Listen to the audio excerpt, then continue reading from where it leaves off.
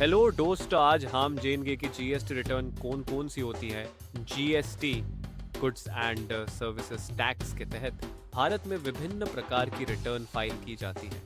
ये रिटर्न्स विभिन्न प्रकार के टैक्स पेयर्स के लिए अलग अलग हैं।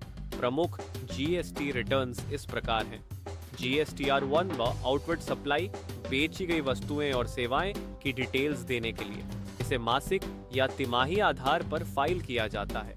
GSTR2A auto drafted return, inward supply, खरीदी गई वस्तुएं और सेवाएं का विवरण जो सप्लायर द्वारा फाइल किए गए GSTR1 से ऑटोमेटिक जनरेट होता है।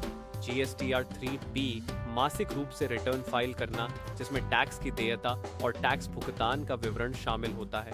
GSTR4 कंपोजिशन स्कीम के तहत आने वाले डीलर्स के लिए तिमाही रिटर्न। GSTR5 भारत में गैर रेजिडेंट टैक्सेबल व्यक्ति द्वारा फाइल किया जाने वाला return. GSTR6 input service distributor ISD द्वारा फाइल किया जाने वाला return. GSTR7 tax deduction at source TDS करने वाले व्यक्तियों द्वारा फाइल किया जाने वाला return. GSTR8 e commerce operator द्वारा फाइल किया जाने वाला रिटर्न, जिसमें collected TCS tax collected at source का विवरण दिया जाता है। GSTR9 वार्षिक रिटर्न जो रजिस्टर्ड टैक्स पेयर्स द्वारा फाइल किया जाता है।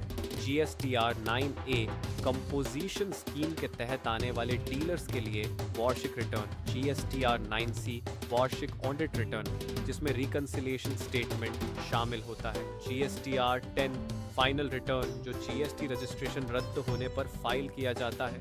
GSTR11 ऐसे व्यक्ति जो यूनिक आइडेंटिफिकेशन नंबर UIN रखते हैं, उनके लिए रिफंड क्लेम करने हेतु रिटर्न। आपके बिजनेस के प्रकार और आपकी टैक्स देयता के आधार पर आपको इनमें से उपयुक्त रिटर्न फाइल करना होता है।